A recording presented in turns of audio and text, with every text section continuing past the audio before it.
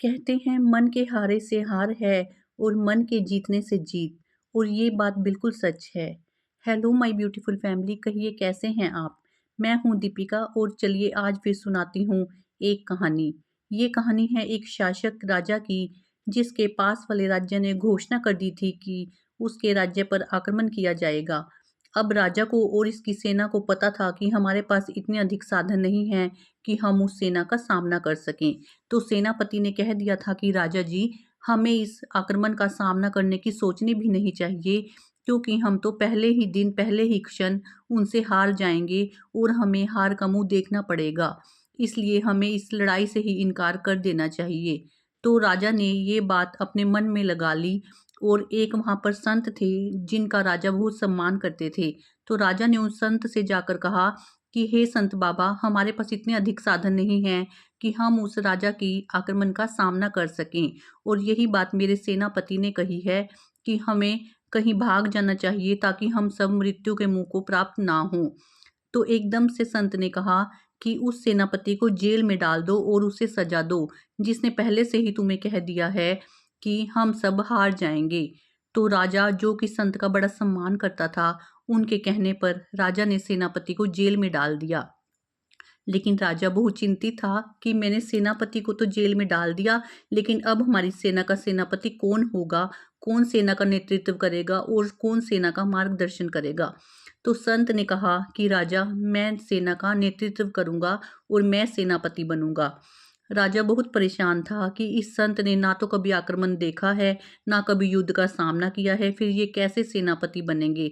लेकिन क्योंकि वो उनका आदर सम्मान करते थे, इसलिए उनकी बात को नकार नहीं सके और संत को ही सेनापति बना दिया। अब संत बाबा सेनापति बनकर सारी सेना को लेकर चल दिया।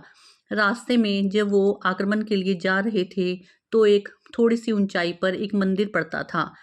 तो सेनापति उस संत ने सारी जो अपनी सेना थी उसे रोककर कहा कि मैं एक बार भगवान के दर्शन करके आता हूँ।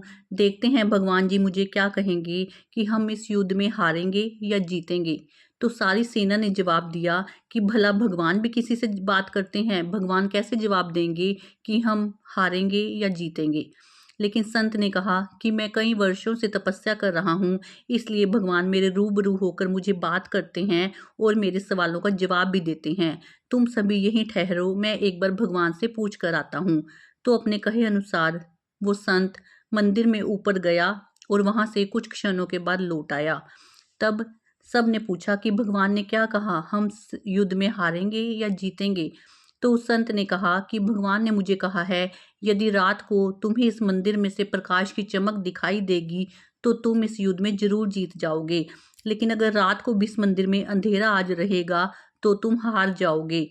तो अब ये सारे सोच रहे थे कि रात को अचानक क्या होगा, हम जीतेंगे या हम हारेंगे। लेकिन रात तक तो इंतजार सबने करनी थी।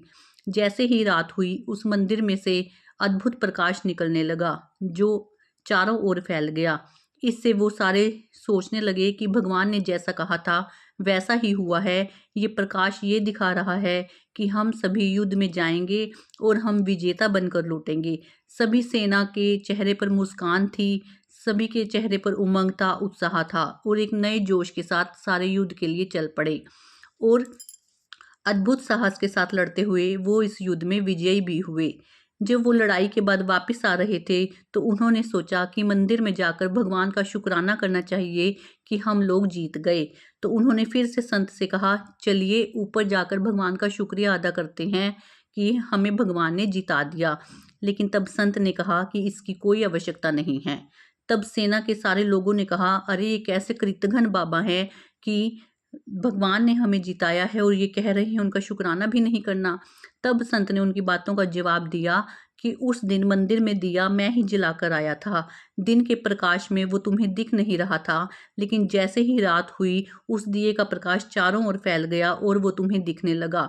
तब तुमने मान लिया कि भगवान के चमत्कार से वो दिया या वो प्रकाश चारों ओर फैला है, जबकि वो प्रकाश तो मेरे द्वारा किया हुआ था, क्योंकि उस समय तुम लोग मन से हारे हुए थे।